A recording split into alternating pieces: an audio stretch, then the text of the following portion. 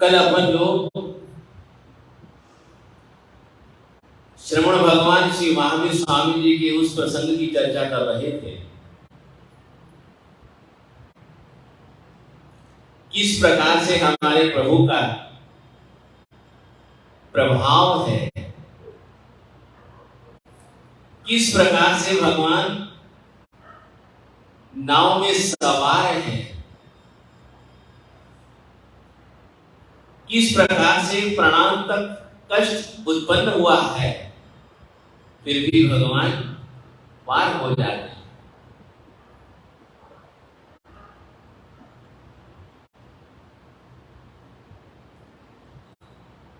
हमारे भगवान की ये विशेषता रहती है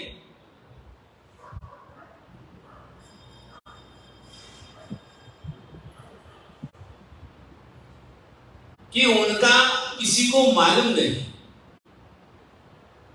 उनका किसी को मालूम नहीं कि ये कौन है, क्या होने वाले हैं, यह भी किसी को मालूम नहीं। अभी तो जिस प्रकार से एक सामान्य व्यक्ति होता है, एक सामान्य कोई साधक आत्मा होती है, अभी तो भगवान का वही स्वरूप है।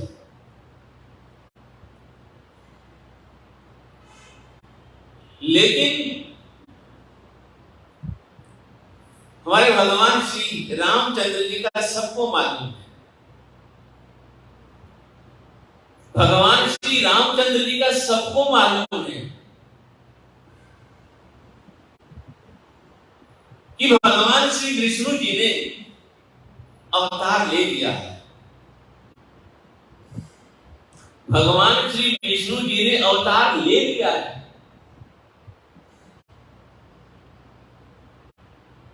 और उन्हें राजा दशरथ ने वनवास की आज्ञा प्रदान कर दी है। भगवान उसी समय रवाना हो जाते हैं।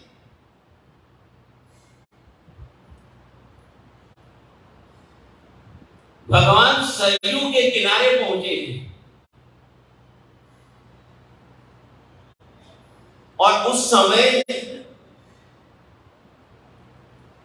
उस सरयू नदी के किनारे न जाने कितनी नावें खड़ी होंगी,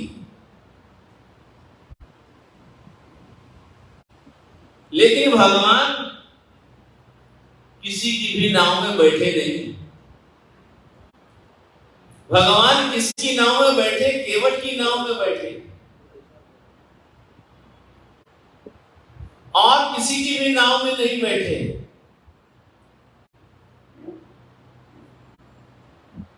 और केवट को भी मालूम है कि ये भगवान के चरणों की कितनी महानता है, भगवान के चरणों की कितनी महानता है। केवट को यह भी मालूम है कि यही भगवान के चरण हैं। एक पत्थर को यदि स्पर्श कर लेते हैं तो नारी बन जाती है। इसलिए केवट को मन में भय है, केवट को मन में डर है कि कहीं ऐसा तो नहीं ये भगवान के चरण इतने चमत्कारी हैं। पधारिए पधारिए पधारिए पधारिए।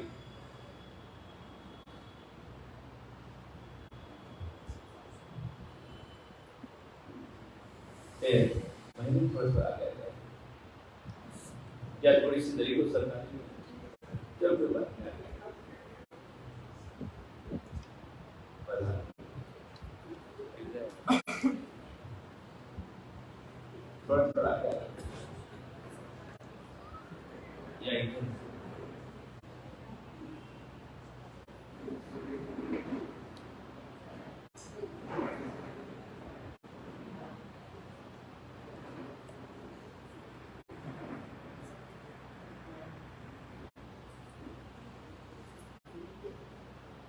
थोड़ा थोड़ा हो रहा है।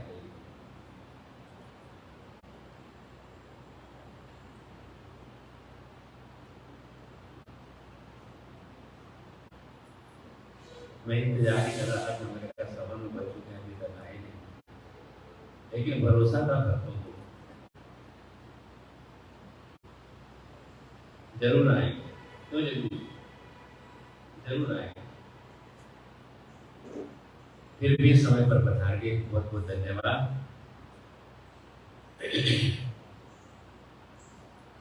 तो केवट को ये बात मालूम है कि जो भगवान की जो चरण है ये बड़े चमत्कारी है, इसलिए कहीं पर तो चमत्कार को देकर के नमन होता है, कहीं तो चमत्कार को देकर के नमन होता है, लेकिन केवट को डर है। कहीं तो चमत्कार को देकर के नमन होता है और कहीं यहां पर केवट को डर लग गया, भयभीत हो गया। उसे डर इस बात का था कि जैसे एक जड़ पत्थर वह एक नारी का रूप धारण कर लेती है, और यदि मेरी ये नाव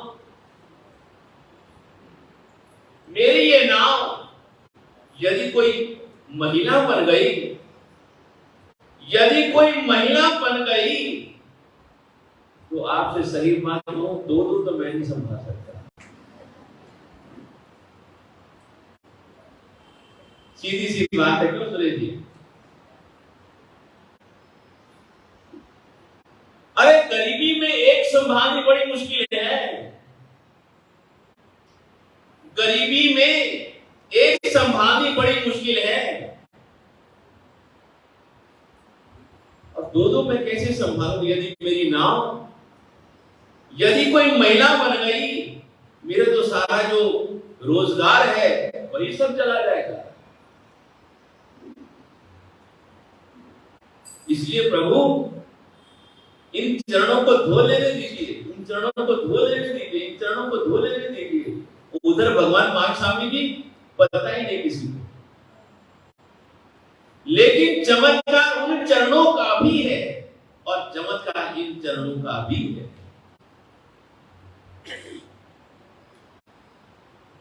प्रभावशाली वह भी चरण है, प्रभावशाली यह भी चरण है, लेकिन मुझ जैसा इंसान दोनों घटना पढ़ता जरूर, लेकिन तुलना नहीं करता। उस घटना का अपना अलग महत्व है, इस घटना का अपना अलग महत्व है,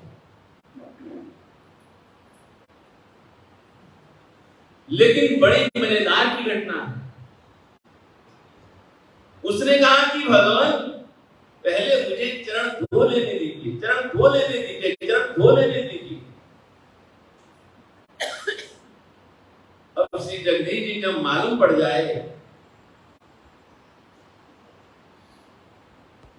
यदि किसी को मालूम पड़ जाए ये भगवान है, किसी को यदि मालूम पड़ जाए कि ये भगवान है, फिर तो ज्यादा टाइम लगाएगा। क्यों घर में? फिर जल्दी से चरण नहीं छोड़ेगा।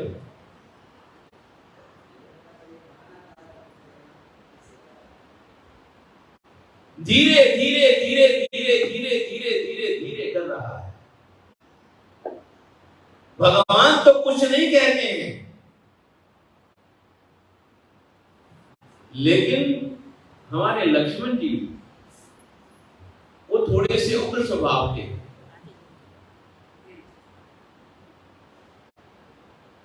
हमारे भगवान तो अकेले थे, लेकिन यहां सब 3 जने हैं। जितनी देर लगा सकता था उतनी देर लगाता, धीरे धीरे धीरे धीरे धीरे धीरे धीरे धीरे। आखिर लक्ष्मण जी परेशान हो गए। अरे इतनी देर क्यों लगाता है? ये छोटे से चरण हैं, इतनी देर क्यों लगाता है? जल्दी कर, जल्दी कर, जल्दी कर। लेकिन वह इतनी जल्दी चरण को कैसे छोड़े? उसकी भी इच्छा नहीं होती है चरण छोड़ने की। लेकिन लक्ष्मण जी का भय है। भगवान से तो किसी को भय नहीं लगता है। भगवान तो हमारे बड़े परम शांत हैं।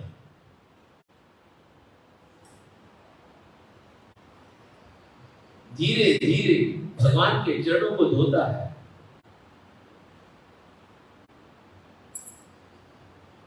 फिर उसके बाद वह तो उसके लिए पवित्र जल हो गया।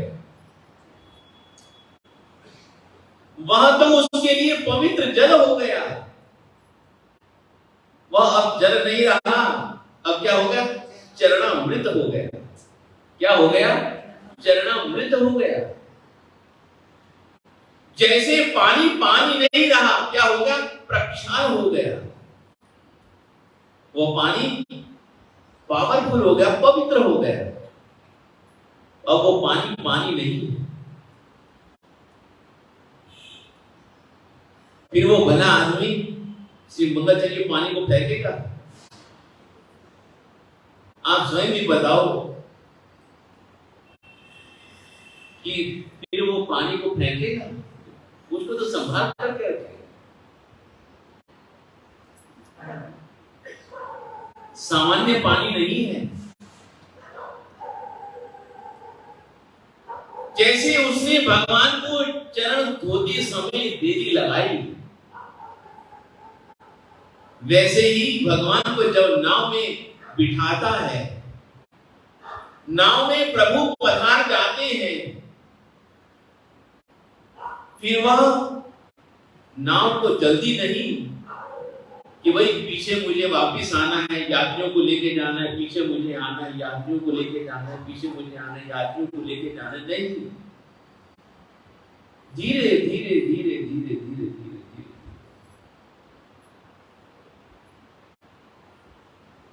जितना धीरे धीरे, जितना स्लो चल सकता था, उतना धीरे धीरे चलता। और गंगा मैया से कहता है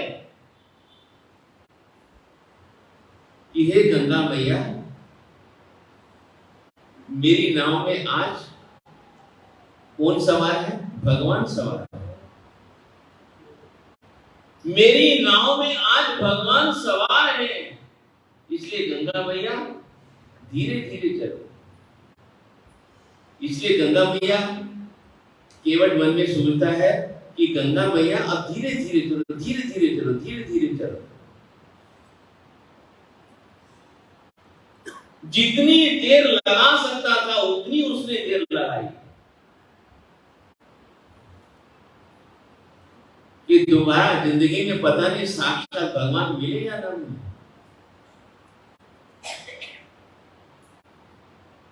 भगवान बुलाने से नहीं आए, भगवान बुलाने से नहीं आए, भगवान तो बिन बुलाए पधारे। इसलिए मैं कैसे छोड़ दूं? लेकिन एक बात निवेदन करूं, जहां तक मैंने पढ़ा था कि उस क्षेत्र का जो राजा था, जिसकी हुकूमत चलती थी, वह कौन था? निषाद राजा था।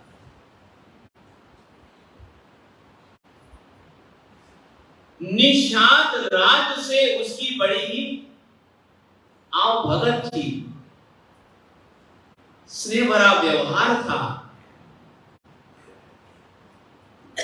सीधी सी भाषा में कहूं तो बड़े आदमी से संबंध था, उसका संपर्क था, मैत्री थी। जब उसे मालूम पड़ा कि आज भगवान यहां पर पधारने वाले हैं, उसने हाथ जोड़ करके निषाद राज से निवेदन किया कि हे राजा, हे जंगल के राजा, यदि आप मेरे पर प्रसन्न हैं तो मुझे एक वरदान दे दो। यदि आप मेरे पर प्रसन्न हैं तो आप मुझे एक वरदान दे दो। उसने कहा कि आज दिन तक तो तूने कभी ऐसी चीज मांगी नहीं मेरे से, आज तू मेरे से क्या मांगने वाला है? जो मांगना है मांग ले, जो मांगना है मांग ले।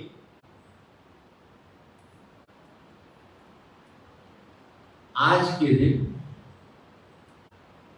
दिन जितनी भी सरयू नदी में नावें चलती हैं, आज कोई भी नाव न चले, मेरी ही नाव चले। आज के दिन इस सरयू नदी में कोई भी नाव न चले, मेरी ही नाव चले। सरयू नदी में मेरी ही नाव चले। निषाद राज ने प्रसन्न होकर के उसे ये वरदान दे दिया कि घबरा मत, कि आज नदी में कोई भी नाव नहीं चलेगी, आज नदी में कोई भी नाव नहीं चलेगी, तेरी ही नाव चलेगी। सारे लोग श्री प्रेम जी अपने अपने घर बैठे थे। सारे लोग जो नाविक थे, मल्लाह थे, सभी अपने अपने घरों में जाकर के बैठ गए। केवल वही और उसी की नाव नदी में चल रही है। भगवान उसमें बैठ चुके हैं।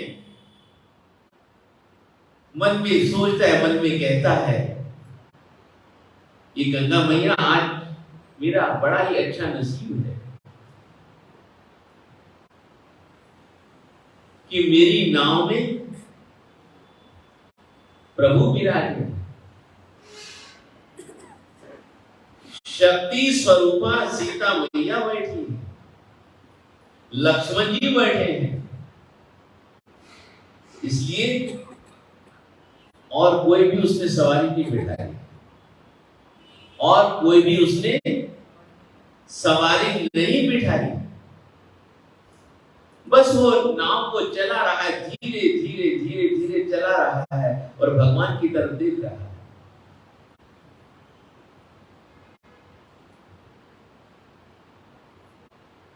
तो संत लोग बड़ी सुंदर बात कहते हैं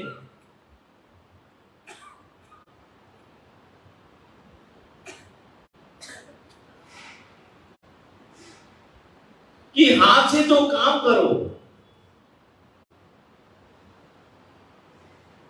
शरीर से काम करो, हाथ से काम करो, लेकिन मन तुम्हारा भगवान में लगा रहना चाहिए। मन तुम्हारा भगवान में लगे रहना चाहिए।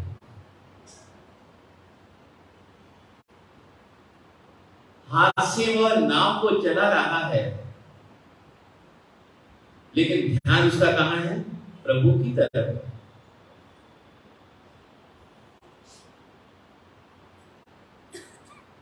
जैसे ही नाव उस किनारे लग जाती है, आखिर तो किनारा तो आना ही था, कितनी देर लगा? आखिर तो किनारा आना ही था।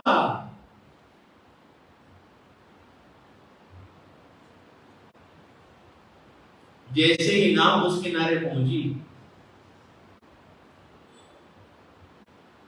बड़ी अद्भुत घटना बन जाती है, बड़ी अद्भुत घटना बन जाती है। इतनी प्यारी घटना बन जाती है, कुछ कल्पना नहीं कर सकते।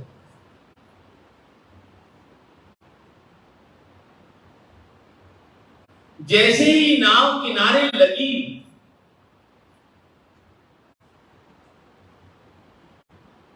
केवट तो हाथ जोड़ करके खड़ा हो गया।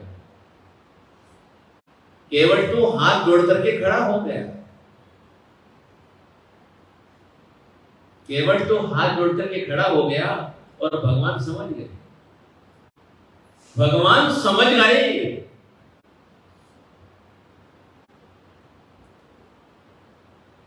कि कुछ तो किराया तो देना ही पड़ेगा, कुछ तो कुछ किराया तो देना ही पड़ेगा। इस समय बहुत बड़ी सुंदर बात लगती है, सबसे प्यारी बात यही लगती है। भगवान समझ गए कि अब तो इसको कुछ ना कुछ श्री जगदीश जी किराया देना ही पड़ेगा। लेकिन भगवान सोच रहे हैं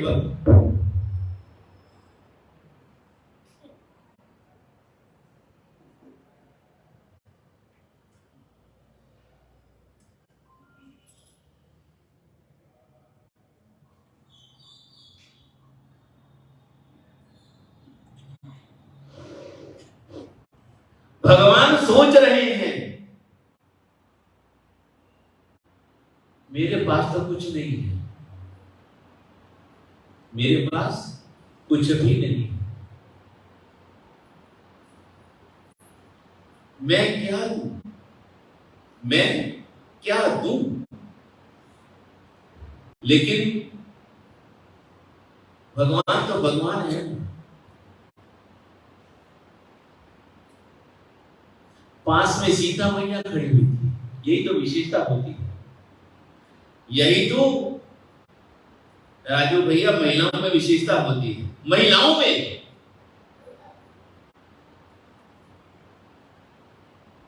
कि जो उनकी जो सौभाग्य की मुद्रिका थी, जिसके ऊपर क्या लिखा हुआ था, राम। जिसके ऊपर से क्या लिखा होता शिव जी, राम। सीता मैया ने देखा कि भगवान चिंता में डूबे हुए हैं कि अब इसको क्या दूं। उस समय सीता जी के हाथ में जो अंगूठी थी जिसके ऊपर राम लिखा हुआ था, सीता मैया उसी को ही उतार करके दे देती, प्रभु ये इसको क्या दे दो, उतराई दे दो, किराया दे दो, भाड़ा दे दो, ये इसी से प्रसन्न हो जाएगा।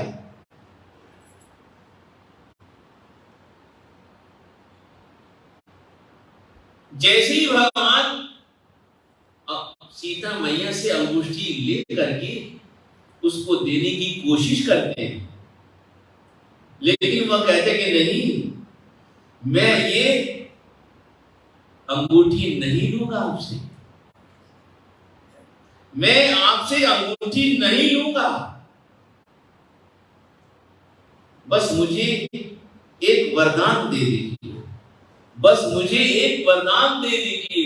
मैं तो कहता हूं एक नहीं, दो वरदान दे दीजिए, मुझे दो वरदान दे दीजिए तो मेरी उतराई पूरी हो जाएगी, मेरी उतराई पूरी हो जाएगी और मुझे कुछ नहीं चाहिए।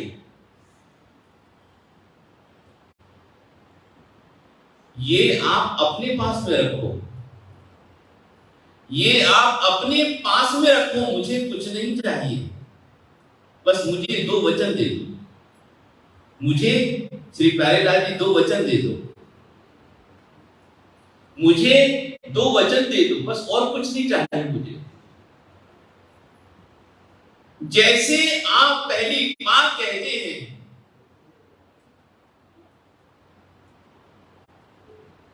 पहली बार वह कहता है कि जैसे आप मेरी नाव में बैठे, मैंने आपको पार उतार दिया, इस किनारे से उस किनारे तक मैंने आपको पार उतार दिया। अब जब कभी भी मैं आपके श्री चरणों में हाजिर हो जाऊं तो आपको मुझे पार लगा देना।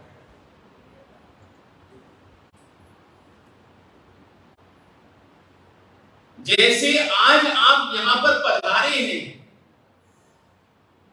और मेरी नाव में आप विराजे हैं, नाव से मैंने आपको नदी पार कराई है, मैंने तो आपको नदी पार करवाई है, लेकिन आप मुझे भवसागर से पार कर देना। ये उस केवट ने पहला वचन भगवान से ले लिया। मैं आज आपसे उतराई नहीं लूंगा, मैं आज आपसे किराया नहीं लूंगा,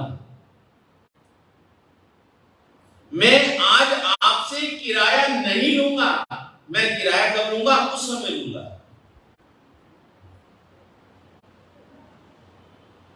और दूसरा वचन, एक तो ये उसने वचन मांगा,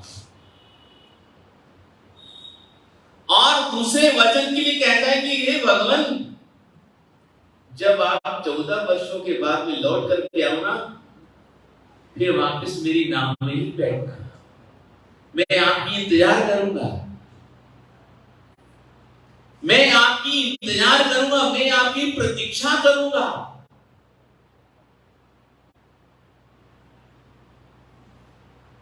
दो वचन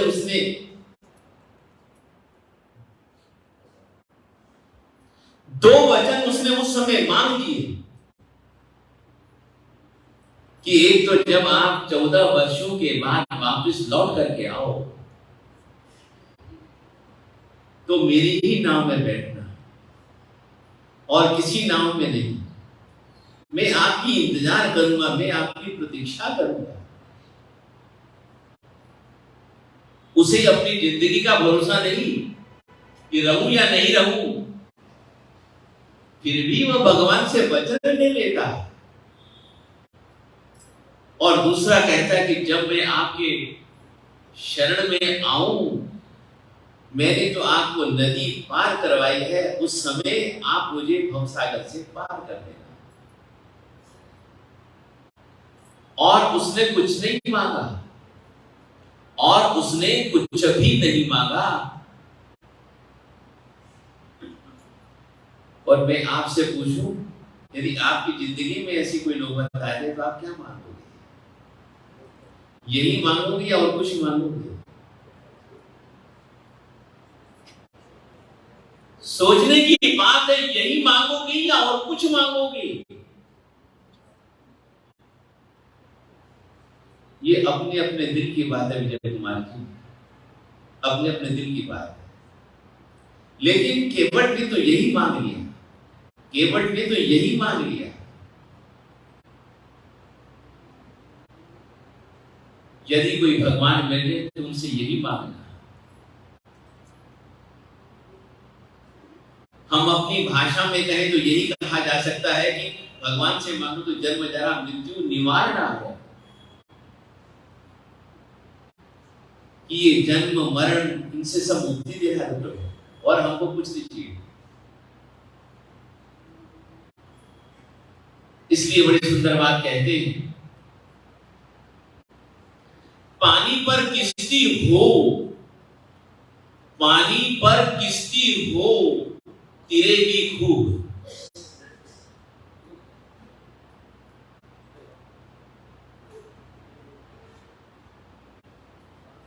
पानी पर किश्ती हो, तिरेगी खूब, किश्ती में पानी हो जाएगी डूब।